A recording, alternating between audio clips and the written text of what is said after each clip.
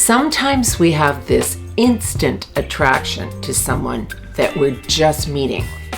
And even if it's reciprocated, there are things to be aware of, because you can fall for somebody before you have established a trust with them. And this causes problems because you don't even know who this person is yet. You're so entwined with them with this sexual chemistry that you're a little bit blinded to other things. You're not paying attention to other things that are going on the date. And if you want to have a relationship with somebody, if that's what you're there for, you're looking for a committed partnership, you want to hold back from being too affectionate, too sexually communicative with them right away. Now, I know a lot of people say, well, if I don't have that, then what's the point in being there? I'm not saying you shouldn't have the chemistry. I'm saying slow down on it.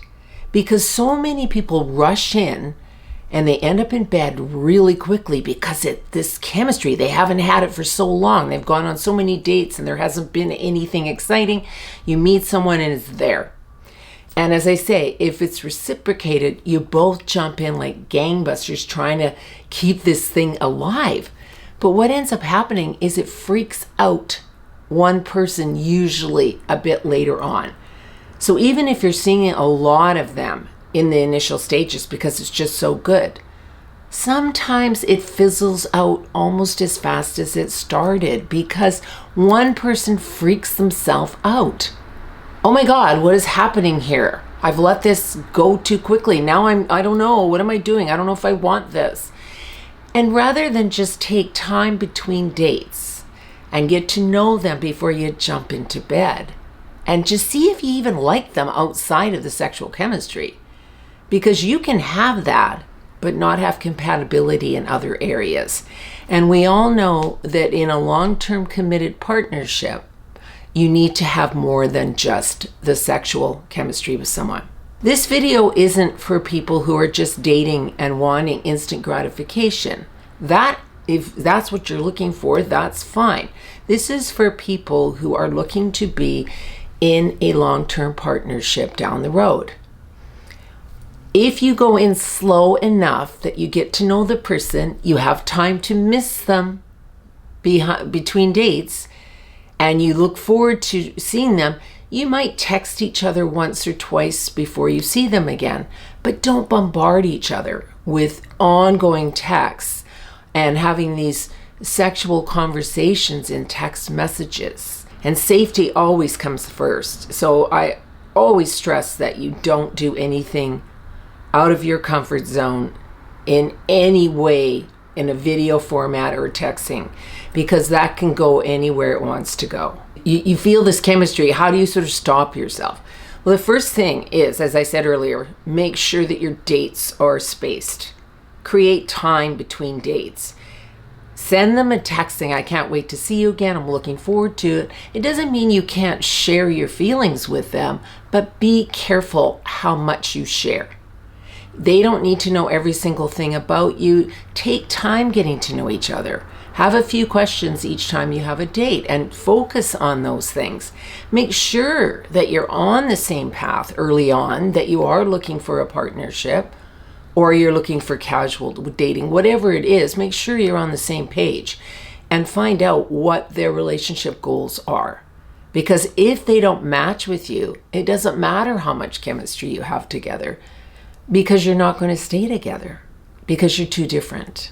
A good rule of thumb to think about when you're trying to slow things down is consistency equals safety and intensity equals pressure.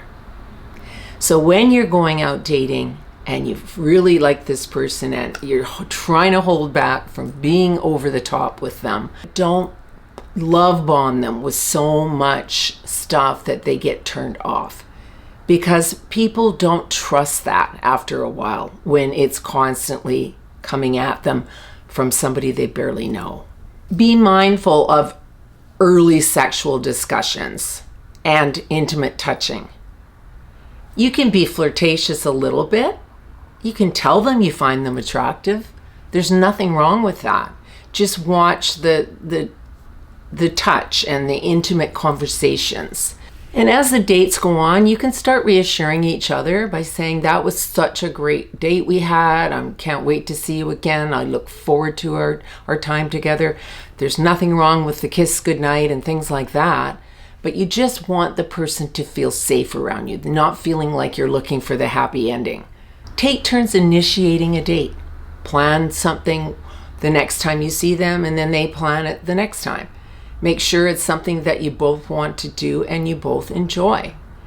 This will create a feeling of safety and comfort because it's reciprocated and you're both putting in the same amount of energy, so there's no lopsided scenario happening here. It's really hard when you have that intense chemistry with someone. It's really hard to slow things down because you just want to get in there and be together because of what you feel. And today it's difficult to date. We don't have a lot of those moments. So when they happen, it's really important to slow yourself down, because if you've got that with them and it's reciprocated, that's a really good start. Now you have to build the other part that goes with it. You'll have a much better chance at having a wonderful relationship when you build up a foundation to go with the sexual attraction you have for one another. Thank you so much for tuning in to Dear Sybersue today. Please leave any questions you have below the video, any show topic ideas, and don't forget to subscribe if you haven't already done so. Thank you so much. Bye-bye.